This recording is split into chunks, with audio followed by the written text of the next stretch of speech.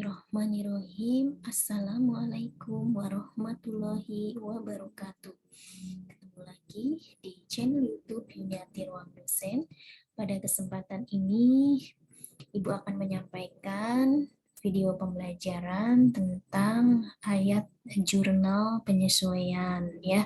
Di video pembelajaran yang sebelumnya kita sudah membuat ya sebuah laporan keuangan dari proses analisis bukti transaksi sampai dengan laporan keuangan. Nah, tentunya kondisi ini kita belum mempraktikkan atau mempelajari ketika ada beberapa transaksi yang perlu dilakukan jurnal penyesuaian. Bagaimana mencatatnya? Nah, nanti kita akan belajar pada kesempatan kali ini tentunya dengan soal yang berbeda ya. Jadi untuk video pembelajaran kemarin itu sudah selesai ya. Jadi yang sebelumnya itu untuk tipe soal yang memang tidak ada transaksi yang perlu disesuaikan gitu ya, sehingga langsung bisa membuat laporan keuangan ya seperti itu. Nah, di sini kita akan mulai ya mengenai ayat jurnal penyesuaian. Baik, tentunya kita masih di perusahaan jasa ya, di akuntansi perusahaan jasa. Oke. Di sini berbicara ayat jurnal penyesuaian, ada beberapa yang nantinya kita akan pelajari sama-sama ya, tentunya dengan beberapa part video yang nanti akan Ibu share. Yang pertama terkait dengan ayat jurnal penyesuaian, nanti kita diharapkan ya tujuan pengajarannya itu kita bisa menjelaskan bagaimana ayat jurnal penyesuaian dan kita tentunya bisa mempraktikannya ya ketika ada transaksi yang terjadi. Nanti di video part selanjutnya kita akan membuat neraca saldo dan neraca lajur ya atau kertas kerja ya dengan contoh yang berbeda ya untuk kasus bila mana ada informasi transaksi yang nanti akan disesuaikan. Kemudian nanti kita juga akan belajar mengenai membuat jurnal penutup dan penyusun neraca saldo setelah penutupan. Nah, setelah itu baru kita bisa menyusun laporan keuangan, kemudian kita bisa membuat jurnal penutup dan neraca saldo penutup. Baik, untuk part yang pertama ini ya, berarti kita ada di lanjutan berarti di part 11 ya. Kita akan pelajari mengenai ayat jurnal penyesuaian dan bagaimana praktiknya. Berbicara ayat jurnal penyesuaian, tentunya ini adalah terkait dengan akhir periode akuntansi ya, akhir periode akuntansi di mana tentunya beberapa perkiraan buku besar itu dilaporkan sebesar saldonya. Ya, sebesar saldonya tanpa perlu dilakukan perubahan-perubahan. Namun beberapa perkiraan-perkiraan buku besar lainnya itu memerlukan proses penyesuaian agar tiap perkiraan menggambarkan posisi yang sebenarnya. Contohnya adalah mengenai perlengkapan. Ya, perlengkapan di sini selama satu periode itu telah terjadi pemakaian perlengkapan, tetapi pemakaian itu belum dicatat. Maka saldo perkiraan tersebut perlu disesuaikan tentunya pada akhir periode sehingga mencerminkan jumlah yang sebenarnya. Kemudian yang kedua adalah contohnya aktiva tetap.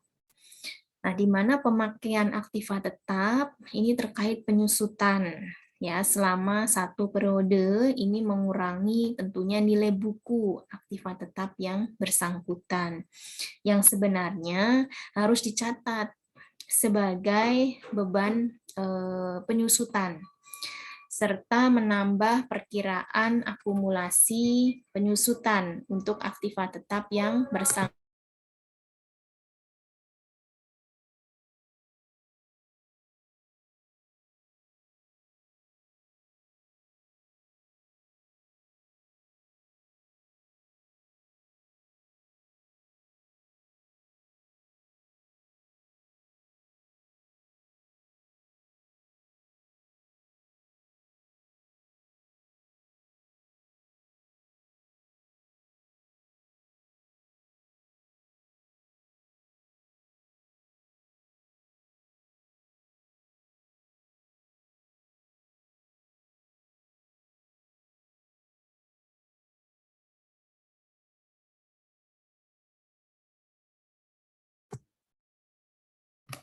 Oke, untuk aktiva tetap yang bersangkutan ya.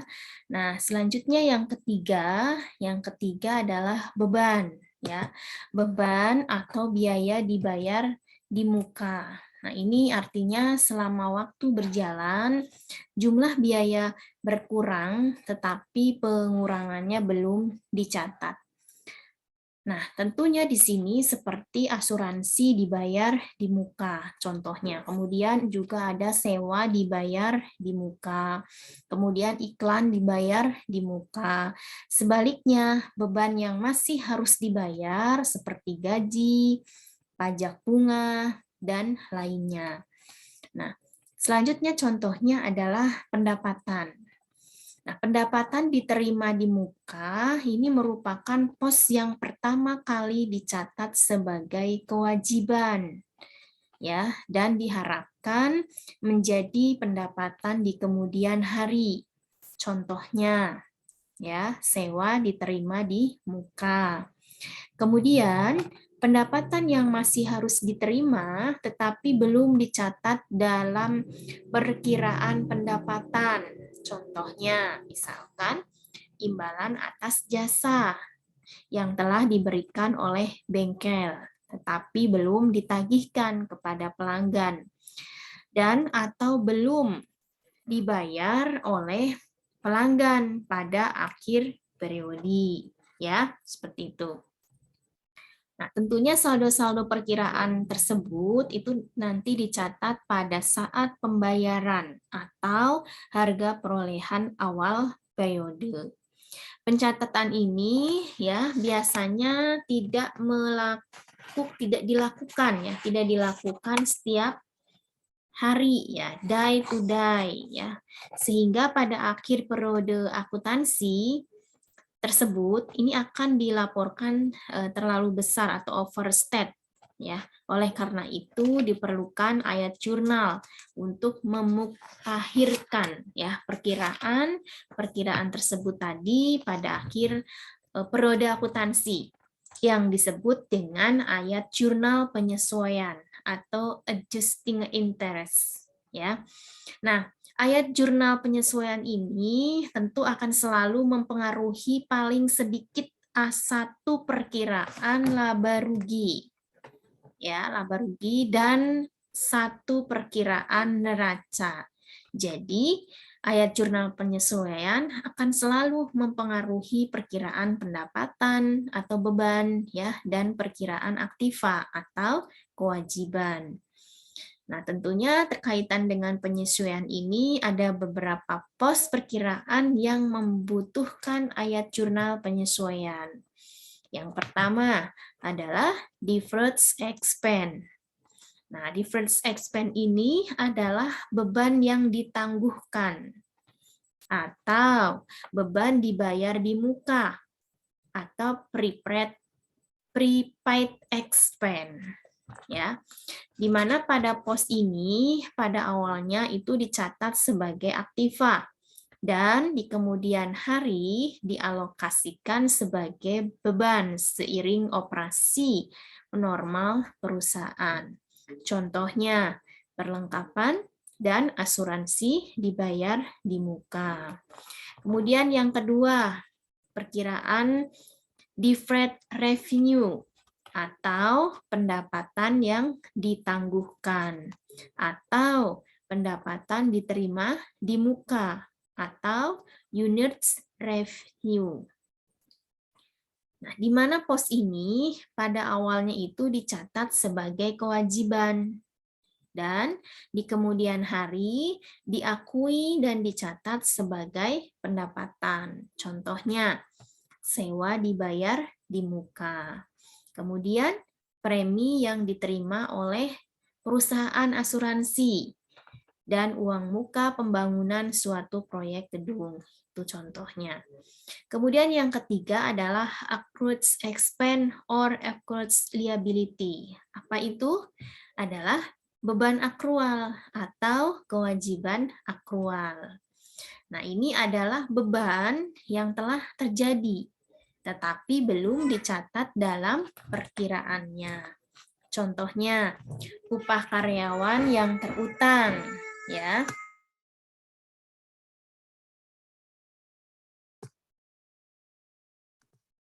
Oke, yang ketiga adalah tadi sudah ya, accrued expense or accrued liability.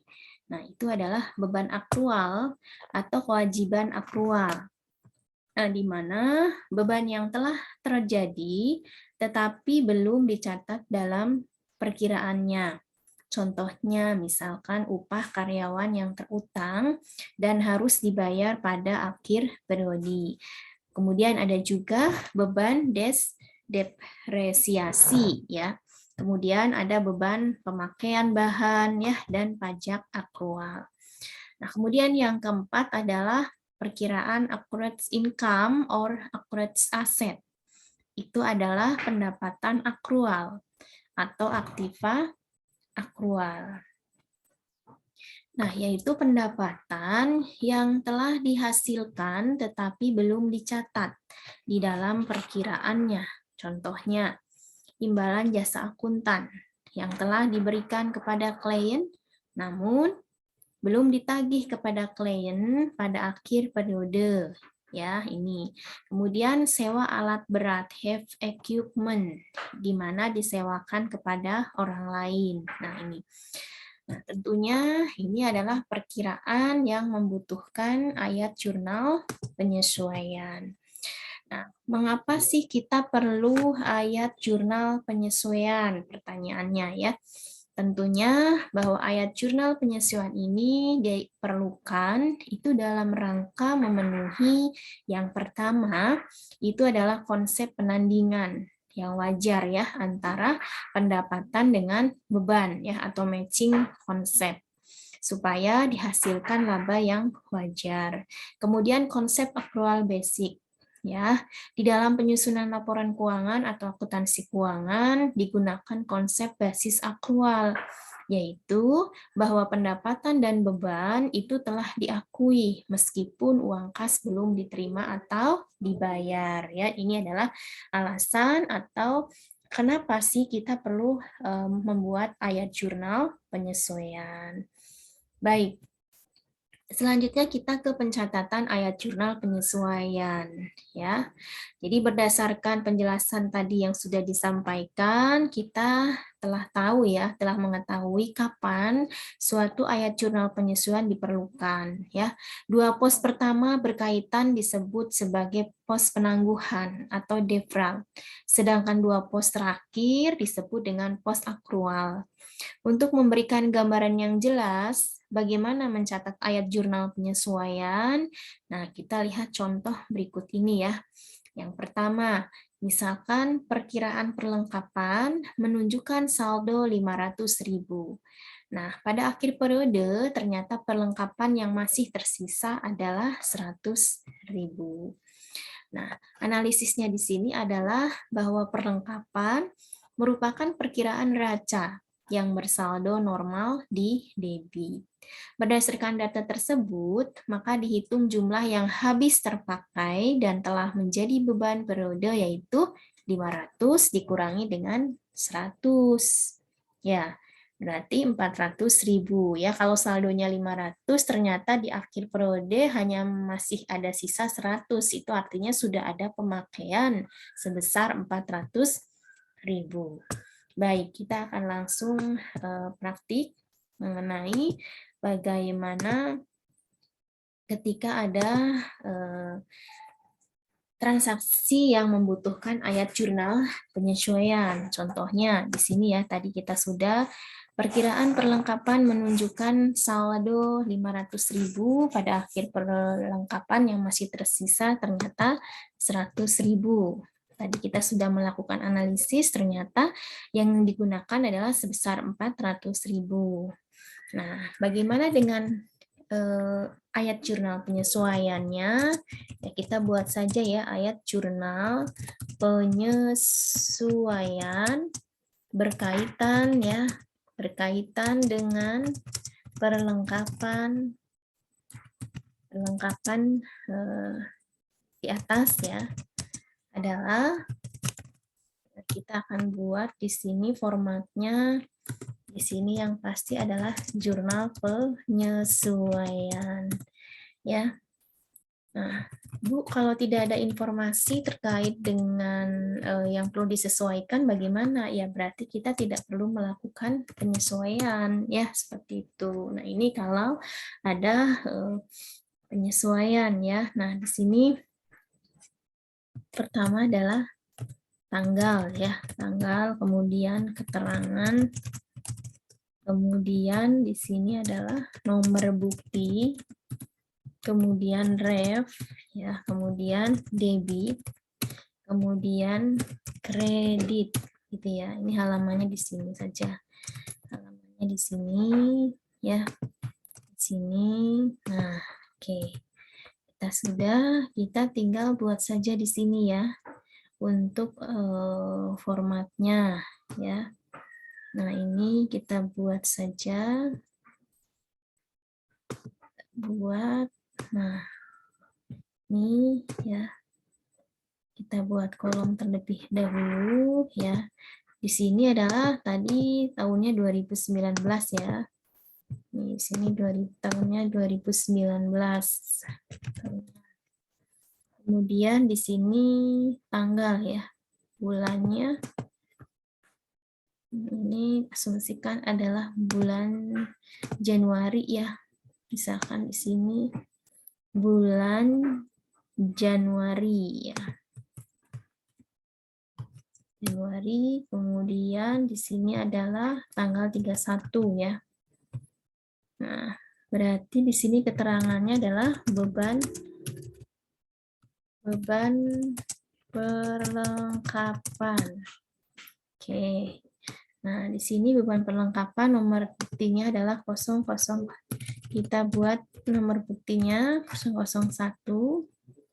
Ref-nya beban itu adalah kepala ya, kepala 5 ya, 5.1 lah kita ya. Kemarin kita sudah belajar ya membuat kode akun 5.1. Nah, di sini adalah di sebelah debit ya, karena akan menjadi beban ya. Harta, utang, modal, pendapatan, beban. Ya, beban bertambah berarti di sebelah debit gitu ya. Kalau dari 500 ternyata sisanya 100. Nah, berarti yang 500 ini adalah menjadi beban perlengkapan. Nah, beban perlengkapan itu perlengkapan ya, perlengkapan gitu ya, sebesar berapa. Nah, perlengkapan ini kan dia masuk aset ya, berarti kodenya adalah 1.5. Nah, kita buat aja ya, yang penting kode depannya ini adalah 1 ya. Nah, kemudian di sini adalah 400.000 itu ya. Nah, ini. Nah, kemudian ini adalah untuk mencatat yang contoh yang pertama ya. Nah, sekarang contoh yang kedua, misalkan perkiraan peralatan menunjukkan saldo 3 juta. Pada akhir periode penyusunan ya. Nah, ini nih. Penyusutan ya, peralatan sebesar 10% belum dibebankan. Nah, analisisnya adalah bahwa peralatan ini merupakan perkiraan neraca yang bersaldo normal di debit. Ya, berdasarkan data tersebut, besarnya penyusutan peralatan dihitung. Nah, ini kan diketahui 10% ya. Kita hitung dulu, berarti 10% ya. Sama dengan 10% ya, 10% dikali 3 juta. Berarti adalah 300.000. Ya, ini berarti nilai penyusutannya adalah 300.000. Ya. Oke. Dicatat sebagai beban penyusutan. Nah, jadi penyusutan ini nanti dicatat di akun beban penyusutan. Peralatan tentunya di sisi debit. Ya, beban itu kan di sisi debit kalau bertambah. Kemudian dicatat dalam perkiraan akumulasi penyusutan peralatan di sisi kreditnya untuk menampung setiap penyusutan peralatan di setiap tahunnya. Nah, jadi kita buat terlebih dahulu untuk ayat jurnal penyesuaian terkait dengan transaksi yang kedua. Nah, ini kita kasih keterangan ya untuk pemakaian peralatan ya. Ini. Nah, selanjutnya adalah yang soal yang kedua.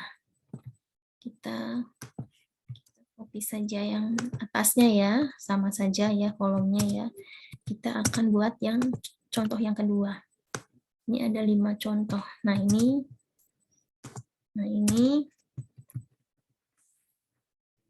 jurnal penyesuaian. Nah, ini adalah tanggalnya tanggal 31 ya. Di sini berarti tadi sudah diinformasikan adalah beban penyusutan. Ya, beban penyusutan. Ya kan? Penyusutan apa? Peralatan. Nah, ini kan tadi dari 10% ya. 10% dikali 3 juta, yaitu 300.000 ya. Ini nomor buktinya adalah 02. Nah, ini tadi kan 5.2 berarti. Berapa tadi? 300.000 ya. Nah, ini berarti akumulasi penyusutan peralatan kreditnya ya, akumulasi penyusutan peralatan. Bisa dipahami ya. Nah, di sini adalah untuk mencatat penyusutan peralatan. Oke. Nah, tadi ini berarti 1.7. Nah, ini juga sebesar 300.000. Oke. Ini adalah untuk yang kedua. Bagaimana dengan contoh yang ketiga? Jika diketahui perkiraan asuransi dibayar di muka menunjukkan saldo sementara sebesar 360.000. Nilai tersebut merupakan premi asuransi yang dibayarkan perusahaan pada awal Januari 2019 untuk periode 1 tahun. Analisisnya tentunya bahwa asuransi dibayar di muka ini merupakan perkiraan raca yang bersaldo normal di debit. Tentunya berdasarkan data tersebut, bahwa premi dibayar untuk periode 1 tahun, dengan demikian pada akhir bulan Januari 2019, harus dicatat yang sudah menjadi beban asuransi ya, tentunya dengan perhitungan kalau di sini adalah 360.000-nya untuk 1 tahun, maka per bulannya adalah 360.000 dibagi 12. Ya, berarti nilainya adalah per bulannya adalah ini 3 kebanyakan ya, ini 360.000. Ya, ini berarti per bulannya adalah 30.000. Nah, kita buat ayat jurnal penyesuaiannya. Kita asumsikan ini masih pada halaman yang pertama ya. Oke. Nah, di sini berarti tadi kan asuransi dibayar di muka ya, untuk 1 tahun dia sudah melakukan pembayaran. Tetapi kita mencatat untuk yang 31 Januari. Nah, berarti yang sudah berjalan ini akan menjadi beban asuransi. Beban bertambah, saldo beban bertambah di sebelah debit ya. Beban asuransi sebesar berarti 30.000 ya.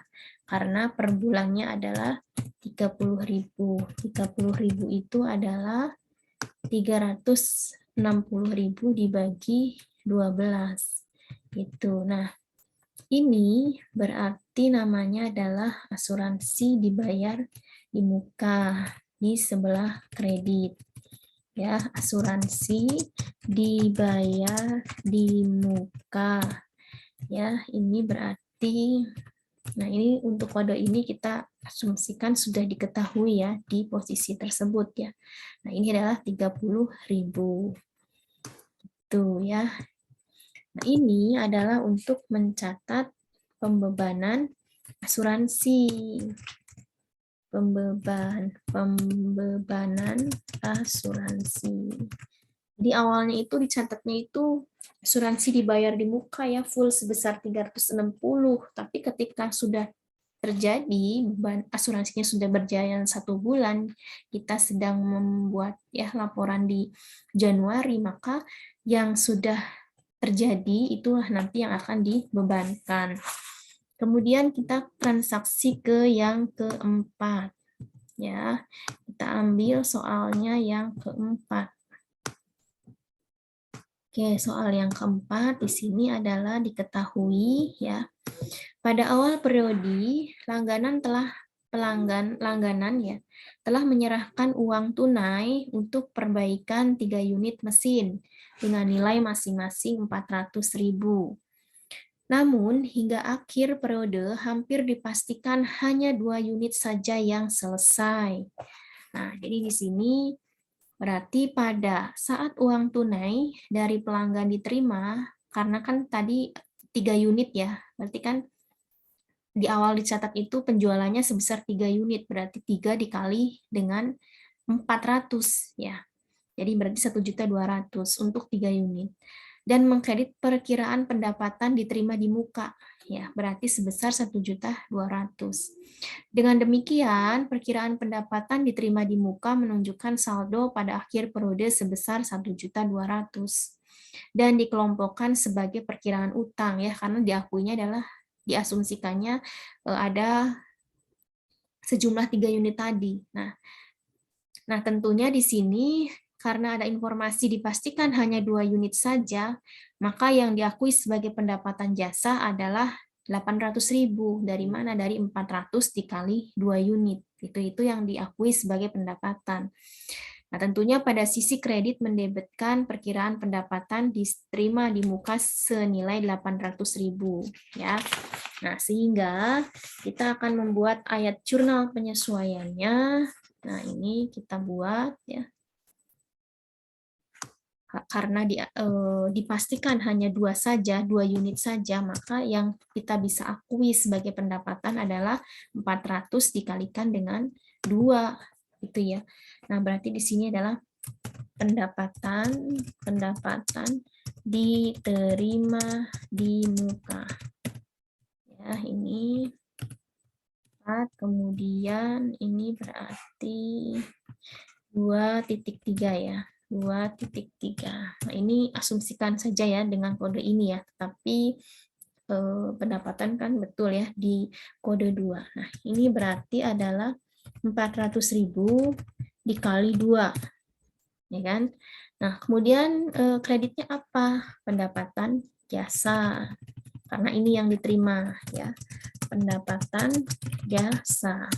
Harta, utang, modal, pendapatan beban. Nah, DKKKD. Nah, berarti ketika pendapatan bertambah di sebelah kredit. Ya kan, sebesar 800.000. Itu ya. Nah, dipahami ya, kodenya adalah 4. Nah, ini adalah untuk mencatat penyelesaian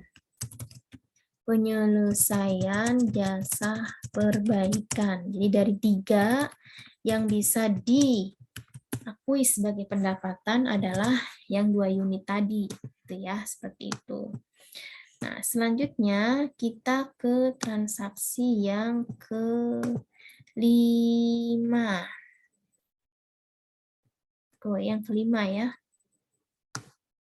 Yang kelima, mana tadi soalnya?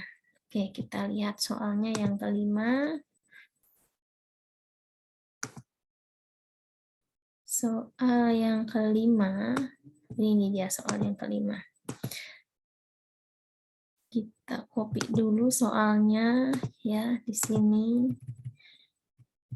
Soal yang kelima adalah perkiraan perskot langganan koran menunjukkan saldo 120.000 yang merupakan pembayaran perskot langganan pada awal Januari 2019 untuk berlangganan selama 12 bulan. Nah, kalau 120.000 untuk 12 bulan berarti per bulannya adalah 120.000 dibagi 12 ya, berarti per bulannya adalah 10.000. Nah, kita kalau ada kondisi seperti itu ya, maka kita akan buat jurnal penyesuaian. Nah, di sini berarti di sini ya beban langganan koran ya, beban langganan koran. Ini contoh ya, contoh untuk jurnal penyesuaiannya. Kemudian di sini ada perskot langganan koran ya. Berarti ini adalah untuk mencatat pembebanan langganan koran ini per bulannya ya berarti. Nah, ini berarti nomor buktinya adalah yang kelima. Oke, ini berarti 5.4 ya. Sebesar berapa? Berarti sebesar 10.000 ya, 120 dibagi 12 ya. Ini berarti perskot langganan koran ya, kita buat kodenya ya. Sini ya. 14K ini. Oke. Nah, ini berarti 10.000.